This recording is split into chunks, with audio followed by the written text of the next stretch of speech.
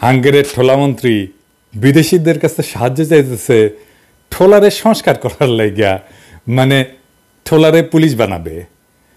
আমার না ইদানিং এ মালটার কথা শুনলে গা জ্বলে। একজন লেফটেন্যান্ট জেনারেল ছিল এই লোক, সিনিয়র মানুষ, খারাপ কিছু কইতে আমার নিজেরও খারাপ লাগে, কিন্তু ভাইজান আমি সিরিয়াসলি কই, কিছু মনে করেন না। আপনি পুলিশের সংকট সংস্কার এইসব নিয়ে কিছুই জানেন না, এটা সবচেয়ে হতাশাজনক। আমি বিনয়ের সঙ্গে বলি আপনাকে, আপনি ঠিক কিভাবে একটা ইনস্টিটিউশনাল প্রবলেম আইডেন্টিফাই করতে হয়, কিভাবে সলভ করতে হয়, এটার যে বেসিক স্কিল তার ধারে কাছেও নাই। আপনি তো ঘোড়ার আগে গাড়ি ধরতে পারেন না, পারেন কি? আপনাকে আগে রুট কজ এটা আইডেন্টিফাই করতে হবে, এইটার আলাদা মেথড আছে, আপনারে সেটা ফলো করতে হবে। আজকে আমার ভিডিওটা একটু মন দিয়ে শুনবেন, আপনারই কাজে লাগবে।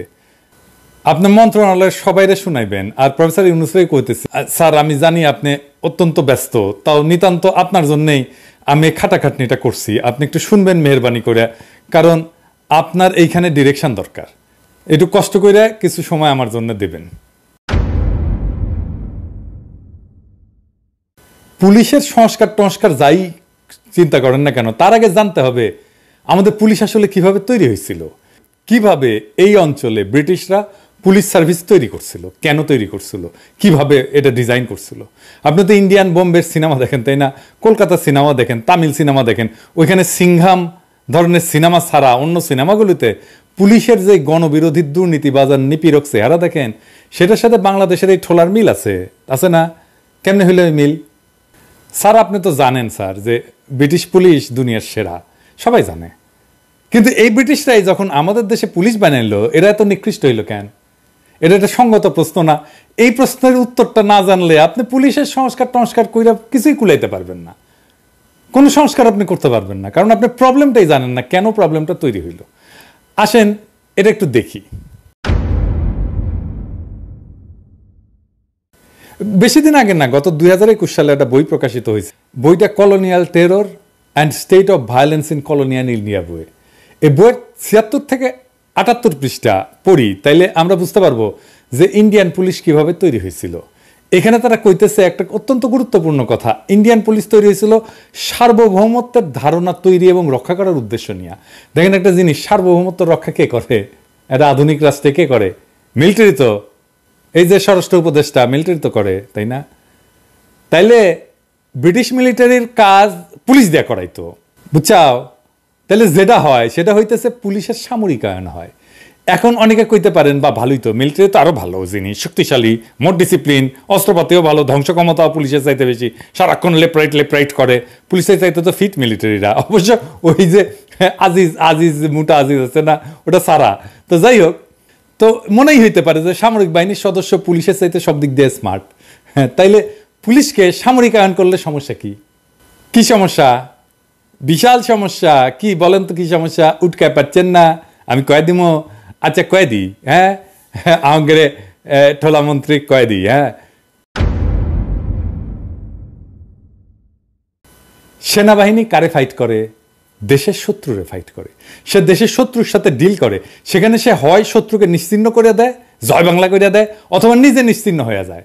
এখানে কোনো আইন নাই, মানে আন্তর্জাতিক আইন আছে, যুদ্ধাপরাধ করতে পারবে না, কিন্তু বোমা ফেলায় যদি শত্রু সেনাদের সাফা করে দেয়, মিলিটারির কোনো অপরাধ নাই, বরং আমরা মেডেল দিয়ে তারা পুরস্কৃত করব।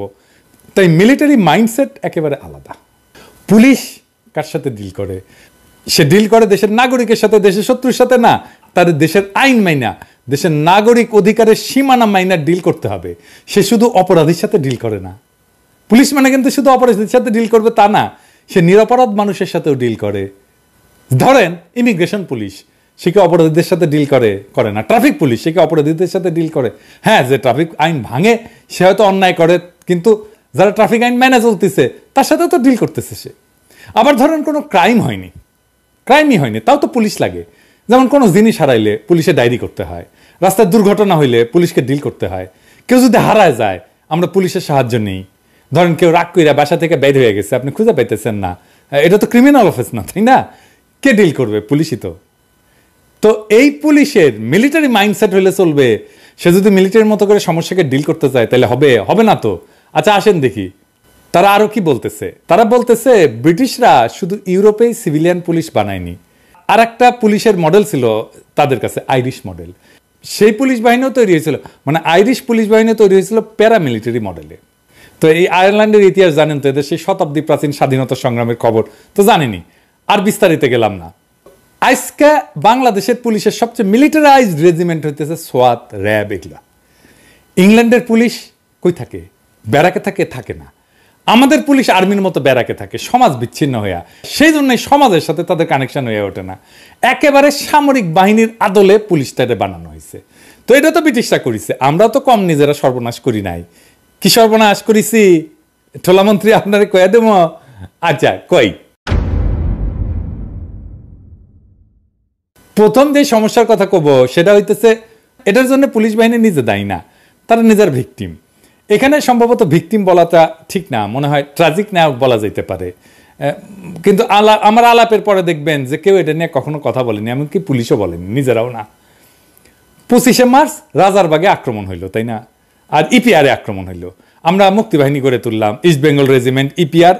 এই পর্যন্ত ঠিক ছিল, কারণ ইপিআর হইতেছে প্যারামিলিটারি এবং ইপিআর তো সামরিক বাহিনীর আদলেই তাদের ট্রেনিং হয়, তাদের রেজিমেন্টেশন সব সামরিক বাহিনীর আদলে তৈরি। এ পর্যন্ত ঠিক আছে, কিন্তু অস্ত্র চালানোতে দক্ষ মানুষের অভাব ছিল। আজকে তো লাখ লাখ মুক্তিযোদ্ধা দেখেন, হাতে গোনা কিছু মানুষ মুক্তিযুদ্ধ করছিল, তাই আমাদের নবগঠিত মুক্তিযোদ্ধা বাহিনীর একটা বড় অংশ পূরণ করতে হয়েছিল পুলিশ সদস্যদের দিয়া।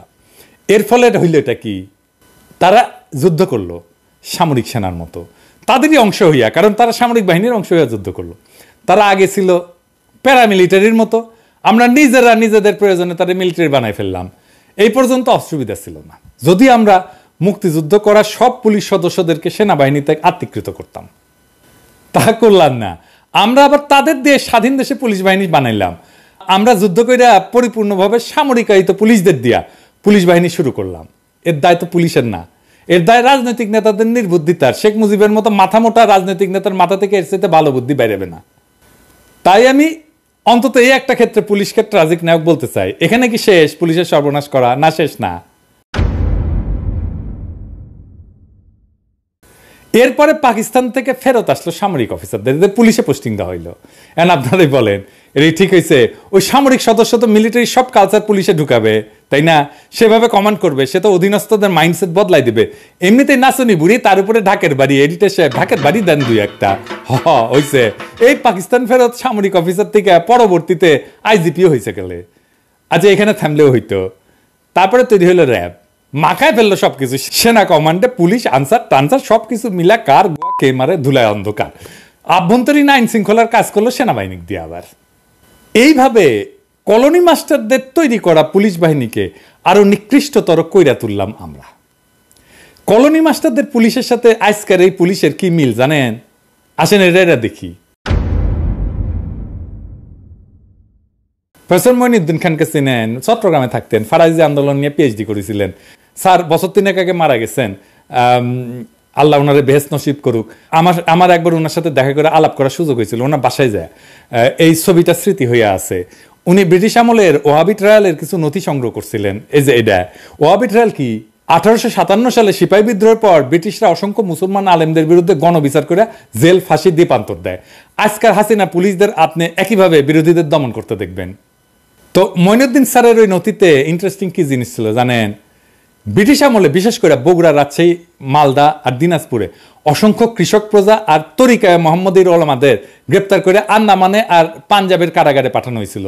যেসব পুলিশ এবং প্রসিকিউটর যত বেশি সংখ্যক ব্যক্তিকে গ্রেপ্তার করতে পারত আর মামলা বানাইতে পারত, ব্রিটিশ সরকার সেই সমস্ত পুলিশ সদস্য আর প্রসিকিউটরদের আলাদা পুরস্কার, পদবি দিত, হাসিনা যেমনে দেয়।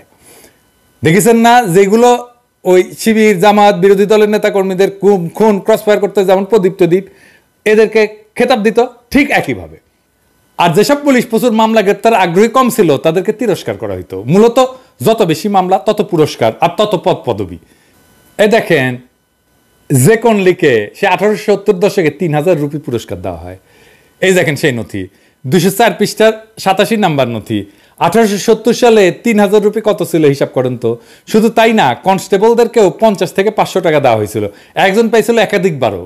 এইবার পৃষ্ঠা 12 দেখেন তো, 23,437 টাকা। তো ভাবতেছেন, ভালো তো, ব্রিটিশদের কি দরাজ দিল দিছে তো টেকা। কিন্তু টাকাটা কই পেয়েছে? এবার পৃষ্ঠা 12 দেখেন, ওই টাকাটা জোগাড় করছে আলেমদের সম্পদ নিলামে তুইলা। দেখেন 23,437 টাকা পাইছে নিলামে তুইলা। এই টাকা থেকে পুরস্কৃত করছে পুলিশদের। ঠিক হাসিনার সময়টা কিভাবে যেন পুরা মিল। এভাবেই যুদ্ধাপরাধীদের সম্পদ বইলা বাজেয়াপ্ত করা হয়েছে। তারেক রহমান, জুবাইদুর রহমানের সম্পদ বাজেয়াপ্ত করা হয়েছে না?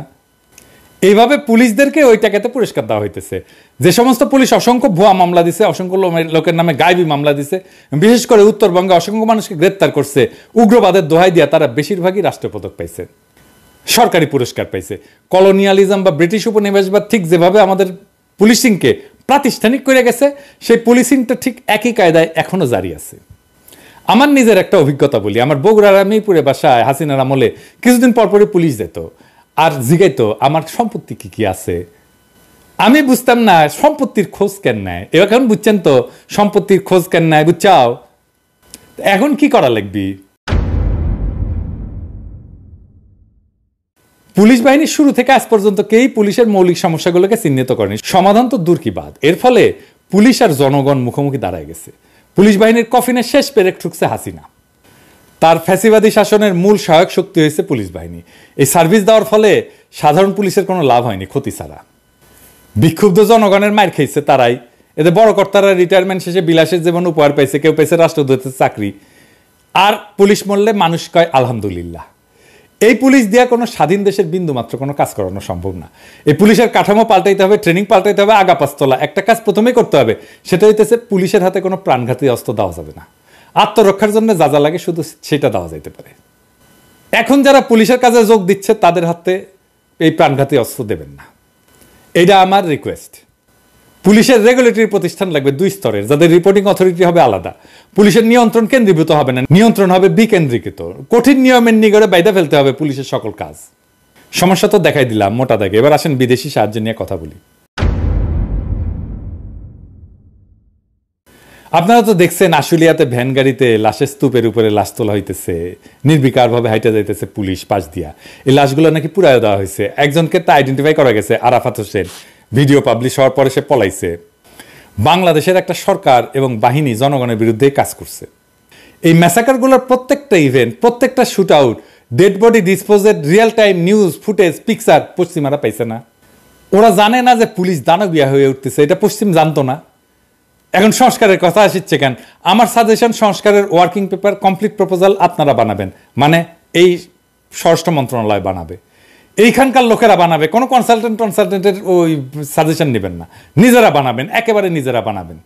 যদি মনে করেন এটা বানাইতে না পারতেছেন, আমার সাহায্য নিতে পারেন, আমি বিনা পয়সা আপনাদেরকে করে দেবো। অনেক কাজ তো করে রাখছি।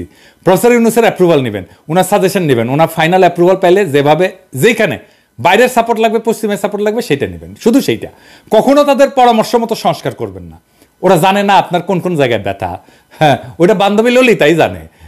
এডিটর সাহেব কি ব্যাপার, না মিউজিক দিবেন না, মেলা দিন শুনি না, এত সিরিয়াস হলে হবে, ফান্না করলে তো ভালো কাম হয় না। যাই হোক, হচ্ছে। এবার আর একটা গুরুত্বপূর্ণ বিষয়, স্বরাষ্ট্র উপদেষ্টার প্রফেসর ইউনূস আপনাকে পরামর্শ দিই। তো স্যার, আপনি তো দেখছেন যে পুলিশ কিভাবে কত লোককে মারছে, বেয়ারিশ লাশ হিসেবে দাফন করা হয়েছে কতজনকে। আমাদেরকে নিখোঁজদেরকে খুঁজে বের করতে হবে, কে কিভাবে মারা গেছে এটা আইডেন্টিফাই করতে হবে, আর স্বজনদের কাছে তাদের কবর বুঝাই দিতে হবে। এই বড় কাজটা কিভাবে করা যাবে? সরকারের যে সমস্ত আমলাতান্ত্রিক জটিলতা থাকে, তাতে এই কাজ শুরু করতে করতে অনেক দেরি হয়ে যাবে। এখনই অনেক দেরি হয়ে গেছে।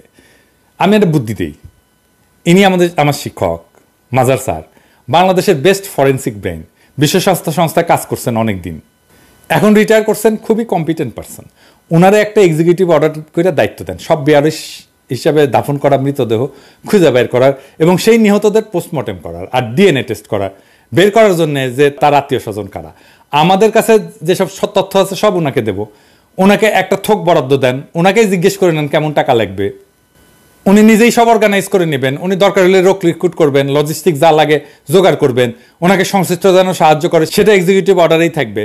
আমরা সবাই ওনারে সাহায্য করব। দেশে থাকলে গায়ে গতরে করতাম, কিন্তু আপনারা তো আর আমার আনবেন না, তাই দূর থেকে যা করার সেটাই করবো। বাদ দিই এই কথা। উনি রাজি হন কিনা দেখেন, রাজি হইলে আমাদের আর কোনো চিন্তা নাই। উনি নিখুঁতভাবে কাজটা কইরা আপনাদেরকে ডেলিভার করবেন। এইবার আসেন আর একটা গুরুত্বপূর্ণ পরামর্শ দিই, দেশের জন্য খুব জরুরি। তো ঠোলা তো সব পলাই গেছে, ভালো হয়েছে। যারা ফিরে আসছে তারাও নাকি কাজ করছে না, তো এখন কি করবেন? আপনাদের কিন্তু কোনো প্ল্যান নাই, এটা খুবই দুঃখজনক। আপনাদের দ্রুত এই সমস্যার সমাধান করতে হবে।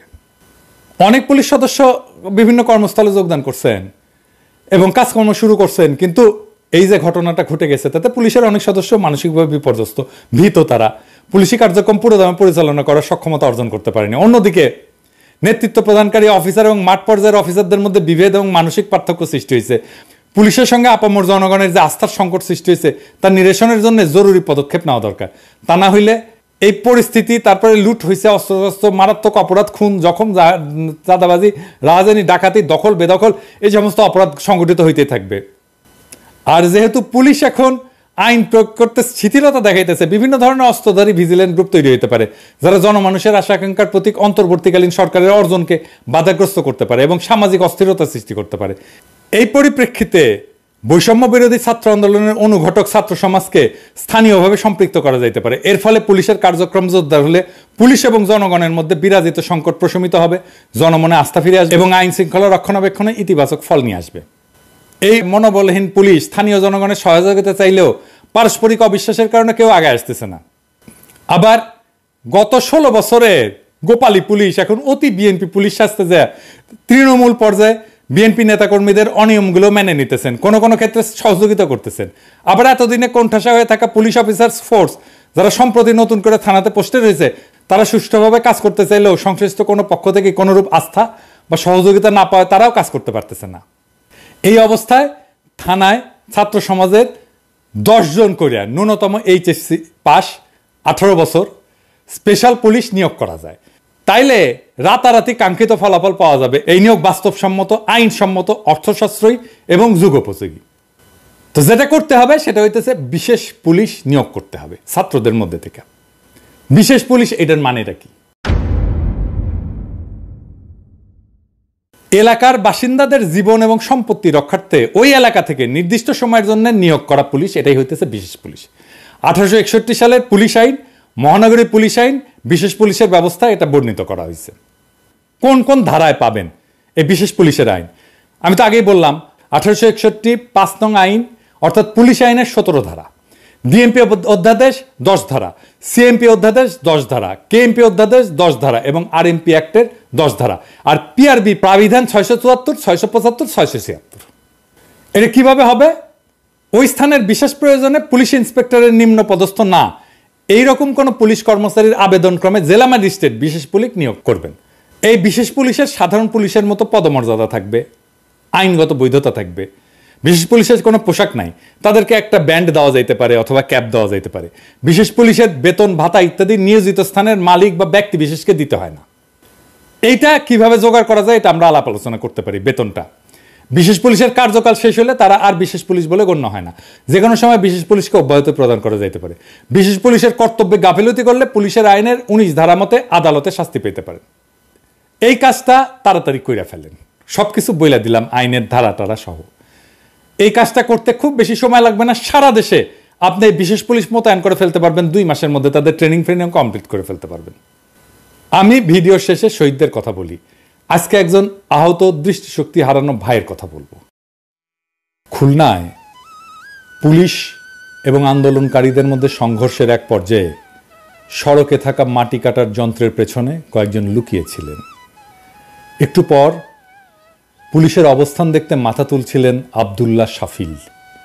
সঙ্গে সঙ্গে পুলিশের ছোড়া ছড়রা গুলি এসে তার চোখে, মুখে, কপালে লাগে।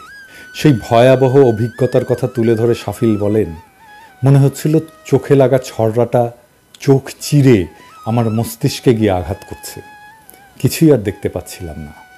খুলনা বিশ্ববিদ্যালয়ের এক বড় ভাই টেনে নিয়ে যায় পাশের নর্দমার মধ্যে। এ ঘটনা 2রা আগস্টের। খুলনা নগরের হরিণটানা থানা এলাকায় পুলিশের সঙ্গে সংঘর্ষে চোখসহ শরীরের বিভিন্ন জায়গায় গুলিবিদ্ধ হন শাফিল। তাকে উদ্ধার করে খুলনা মেডিকেল বিশ্ববিদ্যালয় সহ কয়েকটি হাসপাতালে নেওয়া হয়। এরপর খুলনা, ঢাকায় একাধিক হাসপাতালে চিকিৎসা নিয়েছেন তিনি, কিন্তু এখনও বাঁ চোখে আলো ফেরেনি। ডান চোখে ঝাপসা দেখছেন, যন্ত্রণা তো আছেই। তার বাবা ইউনুস আলীর মাছের ঘেরের ব্যবসা আছে, মা মাসুমা আক্তার গৃহিণী। একমাত্র সন্তানের এমন অবস্থায় তাদের চোখে ঘুম নেই। ছেলেকে নিয়ে হাসপাতালে হাসপাতালে ছুটছেন। শাফিল বলেন, সবাই একটা মুক্তি পেয়েছি, কিন্তু সেই মুক্তির স্বাদ উপভোগ করতে পারছি না। একটাই চাওয়া, দু চোখ ভরে যেন দেখতে পারি, নিজের পড়াশোনার জগতে যেন ফিরতে পারি, আর যে মানসিক ট্রমার মধ্যে সেটা থেকে যেন মুক্তি পাই। শাফিলের শরীরে এখনও 3টা গুলি আছে। সিটি স্ক্যানের তথ্য মতে শাফিলের মাথার পেছনের অংশে, কপালের বাঁ পাশে এবং বাঁ চোখের ভেতরে গুলি আছে। চিকিৎসকরা লিখছেন, বাঁ চোখের রেটিনা ছুটে আসছে, ভেতরে রক্তপাত আছে, চোখ আলো বুঝতে পারছে না। এর জন্য অস্ত্রোপচারের পর দৃষ্টি কতটুকু ফিরবে বলা যাচ্ছে না। খুলনার দারুল কুরআন সিদ্দিকিয়া কামিল মাদ্রাসা থেকে দাখিল, খুলনা পাবলিক কলেজ থেকে এইচএসসি পাশ করে একটা বিশ্ববিদ্যালয়ে ভর্তি হয়েছিলেন শাফিল। কয়েক মাস পরে ভর্তি বাতিল করে বিদেশে যাওয়ার প্রস্তুতি নিচ্ছিলেন। শাফিলের টেবিল জুড়ে বিজ্ঞান আর IELTS এর প্রস্তুতির বই। দেশের বাইরে গিয়ে নিউক্লিয়ার বিজ্ঞান নিয়ে পড়ার খুব ইচ্ছা ছিল তার। চোখে গুলি লাগার পর খুলনার Northern university of business and টেকনোলজিতে তড়িৎ ও ইলেকট্রনিক কৌশল বিভাগে ভর্তি হয়েছেন। শাফিল লিখেছে, for a happy nation I have lost my vision. আজ কারো সময় নেই ছেলেটার জন্য। সে জেনেছে বিদেশে গেলে চোখটা হয়তো বেঁচে যাবে। কারো সময় হয়নি ছেলেটার 50 লক্ষ থেকে 1 কোটি টাকার একটা সংস্থান করে দেওয়ার, কারোই হয়নি। আপনারা রাষ্ট্র সংস্কার করবেন, কিচ্ছু করতে পারবেন না। মিছেমিছি কেন বাগাড়ম্বর করেন? বিপ্লবের একজন সৈনিকের সুচিকিৎসার দায় নিতে পারেন না আপনি, কোন রাষ্ট্র সংস্কার করবেন? আগে তো মানুষ, তারপরে রাষ্ট্র। 50 লক্ষ টাকা কি অনেক কিছু? শাফিল লিখেছে, পাপ কি আমার এটাই ছিল যে আমি আবু সাইদের মতো শহীদ হতে পারিনি? এজন্যই চোখ ফুঁড়ে অক্ষিগোলকে গেথে যাওয়া বুলেট নিয়ে ভুগতে হচ্ছে আজ 15 দিন। পাপ তো তাহলে ওই পিশাচের, যে আসল বুলেট না মেরে লেডের ছড়রা বুলেট মেরেছে। ব্রেন ফুটো হয়ে যেত, আর ডক্টর ইউনূস সহ সকলে আমার পরিবারের পাশে দাঁড়াতো, আর আমিও বেঁচে যেতাম এ এক চোখা পৃথিবী থেকে। প্রফেসর ইউনূস, আপনি কি শুনছেন আমাদের এই সন্তানের কথা? আপনাকে কি কেউ বলেছে মাত্র কয়েকটা টাকার জন্য ওর দৃষ্টিশক্তি অন্ধ হয়ে যাবে? আপনাকে কিচ্ছু করতে হবে না, শুধু ওকে বাইরে পাঠান চিকিৎসার জন্য। যা টাকা লাগে আমরা প্রবাসীরা তুলে দেব, কথা দিলাম। ওর দৃষ্টি ফিরে এলে আমরা একসাথে স্লোগান তুলব, স্বাধীন বাংলাদেশে ইনকিলাব জিন্দাবাদ।